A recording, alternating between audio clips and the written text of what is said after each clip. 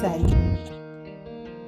Ce micro me fait très peur. Mais bienvenue dans mon divan, bienvenue dans ce coin de mon bureau que vous voyez assez peu finalement. C'est le coin où je me relaxe ou alors le coin où je travaille de façon où je vais être plus confortable. En général, c'est quand j'écris.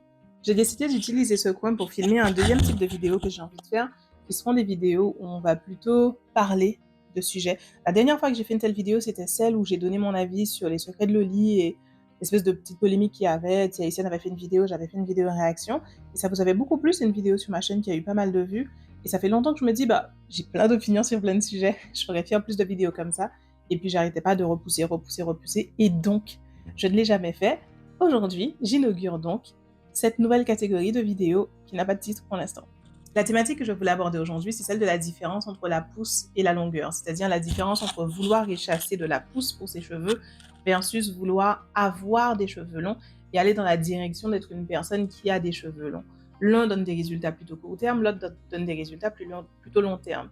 Et je veux en particulier en parler parce que je pense que cette distinction entre pousse et longueur, c'est quelque chose qui contient plusieurs niveaux de compréhension et d'analyse, et j'aimerais vous parler du tout, en fait. Parce que on peut voir ça sous un angle très mécanique, qui est si tu cherches à avoir de la pousse, si tu chasses cette notion de pousse, tu vas faire des choses qui sont pas tenables sur le long terme. C'est-à-dire que tu te dis, OK, les cheveux poussent en moyenne de 1 centimètre par mois. Moi, je veux faire pousser mes cheveux plus vite. Évidemment, tu te le dis pas comme ça, mais derrière, c'est cette mécanique qu'il y a. Je veux que sortent de mon cuir chevelu plus rapidement de nouveaux cheveux. Donc, ça va être des choses qui consistent à stimuler le bulbe pour qu'il produise des cheveux plus vite. Stimuler globalement l'organisme pour qu'il produise des cheveux plus vite. Donc, tu vas tester toutes sortes de vitamines et de compléments. Donc, ça va être sous forme de gummy bears, ça va être de la levure de bière, ça va être une obiole et toutes ces choses-là qui vendent des compléments pour favoriser la pousse des cheveux. Ça pourrait être aussi des sérums, des choses à appliquer sur le cuir chevelu pour, pareil, toujours stimuler le bulbe. Et ça va être globalement courir après les trends. Donc, ça va être ces derniers temps, c'est plutôt romarin, girofle, mais il n'y a pas si longtemps, c'était ail, oignon, moutarde. Il n'y a pas si longtemps, c'était toutes sortes d'eau de rinçage, eau de riz, eau de thé noir, eau de ceci, eau de cela, et ainsi de suite.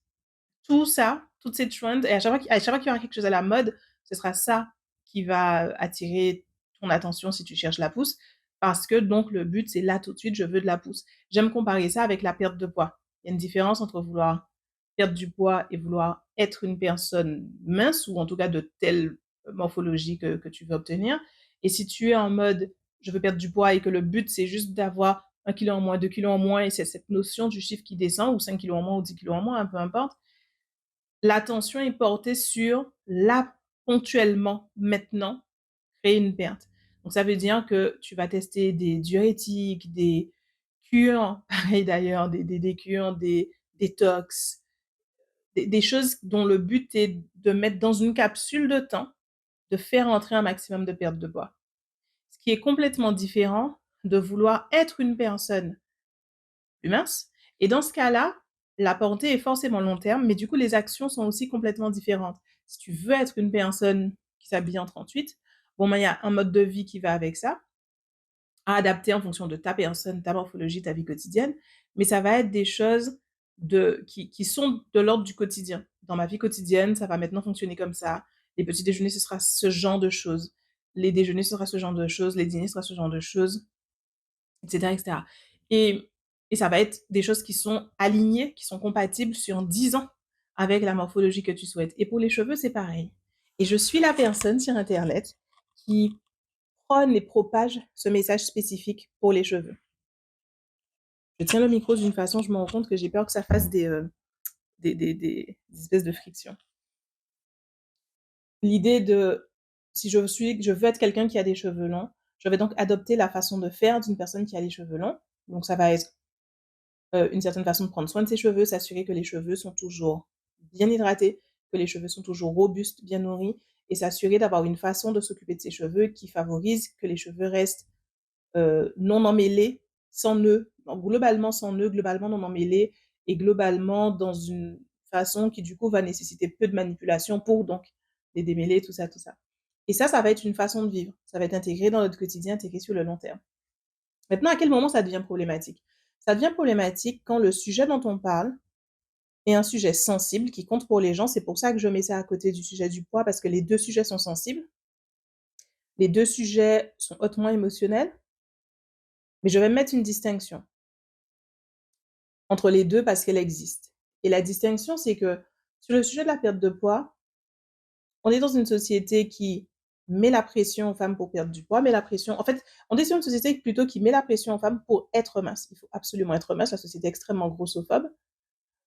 Sauf que la société est également capitaliste, donc au lieu de promouvoir un vrai mode de vie sain qui permet, et je dis sain sans vouloir, sans vouloir dire que être sain, c'est forcément être mince, les 2 choses ne sont pas forcément liées, mais en tout cas, si la société voulait promouvoir la minceur d'une façon saine, alors ce qui serait poussé sur nous les femmes, ce serait plutôt un mode de vie sain. Sauf qu'évidemment, un mode de vie sain, en général, ça vend pas assez. Donc, ce qu'on promeut n'est pas les bonnes attitudes et la bonne vie qui permet de maintenir un corps mince. Ce qu'on promeut, c'est plutôt ce qui va être régime, ce qui va être perte de poids. Donc, la société, elle est comme ça. L'idée, c'est court terme, perte de poids, alors qu'en fait, l'injonction, c'est long terme, minceur.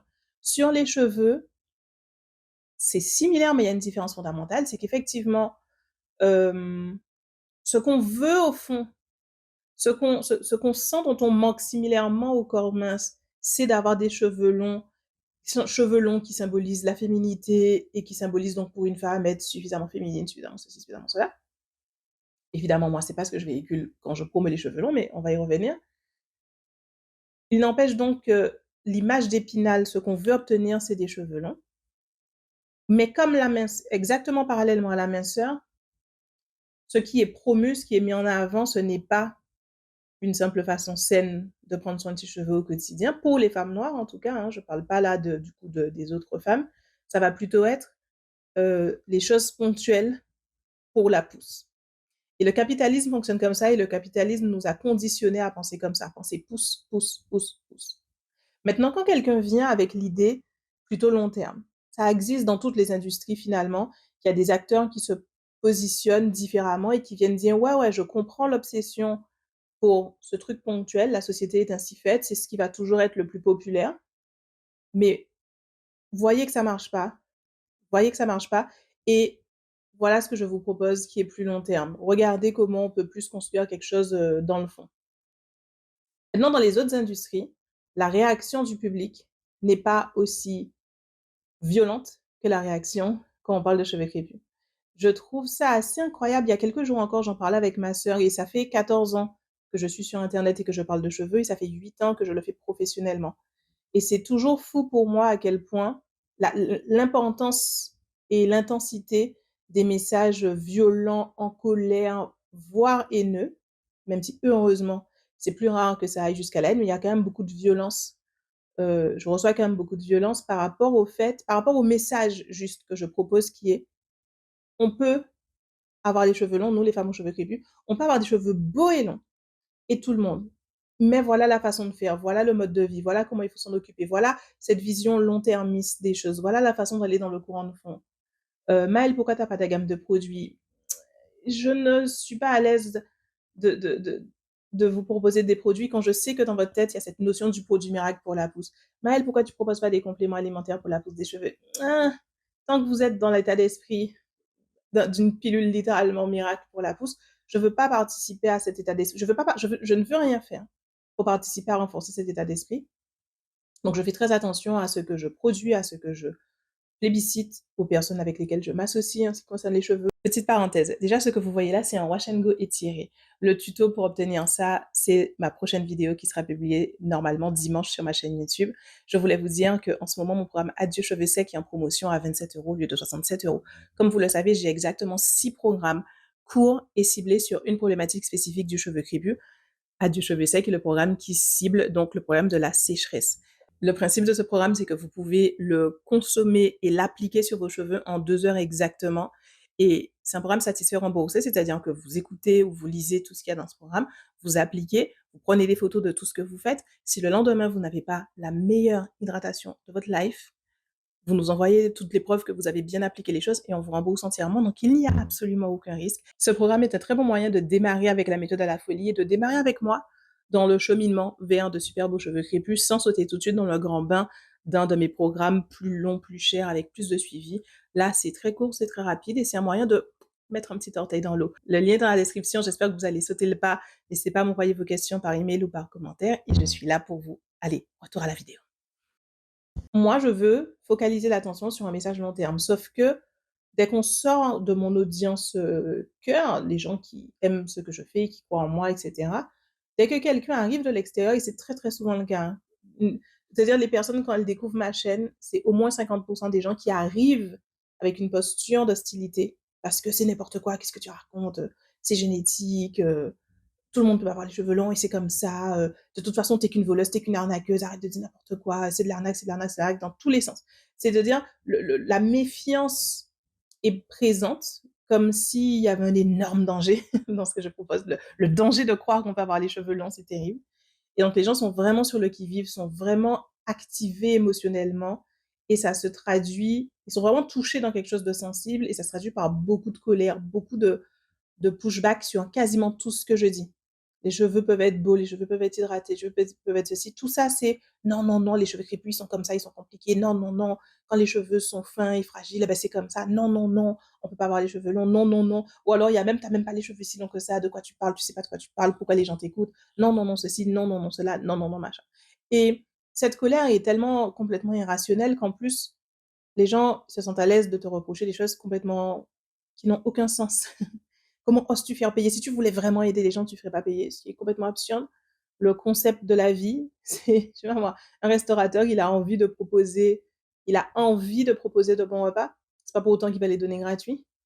Et c'est vrai pour tout dans la vie. Tu as quelque chose à proposer, je veux dire, oui, il existe des associations, des choses qui sont à titre gratuit, mais la majorité des gens qui travaillent dans une association, ils ont un job à côté et probablement dans leur job à côté, ils font payer quelque chose. Enfin, je veux dire, la société fonctionne comme ça. Tu as un service, tu le proposes, ça n'enlève pas la sincérité derrière.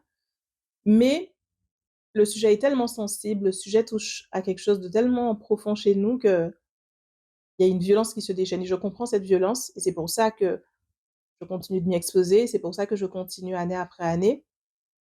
Mais il n'empêche que le message de fond, il est vrai et ce qui est drôle d'ailleurs, parenthèse, c'est que cette colère, cette défensivité, cette violence que je reçois, elle est son intensité pour moi vient de la blessure d'estime profonde qu'on a sur nos cheveux crépus, vient de notre héritage culturel sur les cheveux crépus, de cette idée que notre texture est inférieure, qu'elle est moins bien que les autres, qu'elle est fondamentalement intrinsèquement problématique. Cette même croyance fait qu'on est une catégorie de gens qui fuyons nos cheveux. J'ai déjà partagé cette statistique énormément, mais les femmes françaises en moyenne passent 4 heures par semaine sur leurs cheveux.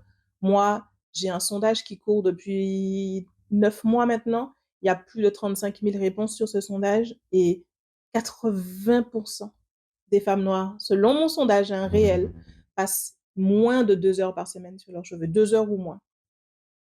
Alors qu'on clame: «Nos cheveux, c'est les plus difficiles, nos cheveux, c'est les plus chiants, nos cheveux, c'est trop» et cetera et en fait non, on passe moitié moins de temps sur nos cheveux que la moyenne des femmes françaises. C'est quand même assez extraordinaire.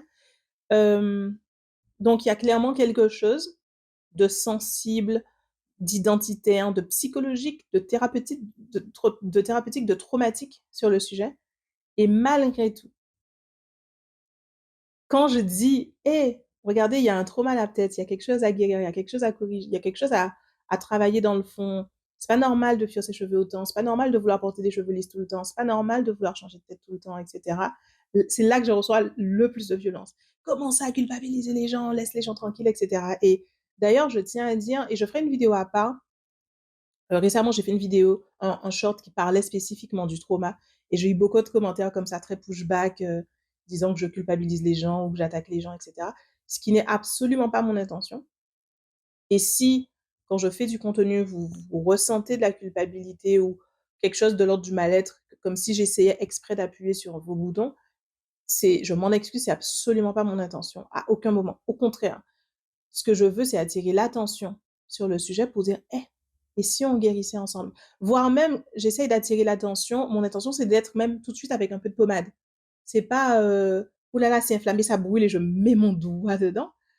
C'est au contraire, j'essaie de venir avec un peu de baume: «Eh regarde, là c'est une plaie, tu boites pas pour rien. Tu sais la douleur que tu as dans la zone du genou là et tu ignores comme ça. Oh je boite, c'est normal. Tiens regarde, il y a une plaie. Tiens et si on mettait quelque chose dessus? Et si on travaillait dessus? Tu es pas obligé de boiter, ça peut aller mieux» et cetera. J'essaye de venir avec cette posture-là. Je n'y arrive clairement pas toujours et puis de toute façon, le sujet est tellement sensible que je suis pas sûre qu'à un moment j'y arriverai parfaitement. Mais en tout cas, on en est là et voilà, je voulais simplement parler de ça aujourd'hui, mettre cette notion, cette différence entre pouce et longueur dans ce contexte plus global, de la façon dont on vit nos cheveux, le sujet de nos cheveux, nous, en tant que peuple noir, je ne vais même pas m'arrêter aux femmes et j'espère que ça va aller mieux. De toute façon, je vois bien qu'on va dans la bonne direction, je suis pas inquiète. J'ai toujours pour mission qu'à un moment de mon vivant, on soit dans une normalité complète dans nos cheveux pour les femmes noires, c'est-à-dire, on a nos cheveux, on s'en occupe, on les vit. Si on a envie de les avoir longs, on les a longs. Si on a envie de les couper, on les coupe, et cetera. Et c'est pas un sujet de lutter avec la beauté naturelle de nos cheveux, de les fuir, de pas vouloir s'en occuper, de pas vouloir les porter ou d'avoir peur de les porter ou et cetera, et cetera. Donc non, non, je suis toujours très pleine d'espoir, mais voilà. Dites-moi ce que vous en pensez en commentaire, de tout ça. Vous, quel est votre cheminement émotionnel par rapport à ce sujet des cheveux crépus? Où est-ce que vous en êtes? Pas de jugement, je suis curieuse. Heu, Est-ce que vous vous sentez culpabilisé par mes vidéos et si oui, pourquoi? Et bon après je sais pas du tout combien de personnes cette vidéo va toucher, donc si ça se trouve on sera entre nous, entre communautés, entre dans la communauté, le cœur de communauté à la folie. Mais dites-moi, je suis vachement curieuse de savoir quelle est votre expérience à ce sujet. Merci de m'avoir écoutée, je vous dis à bientôt. Ciao.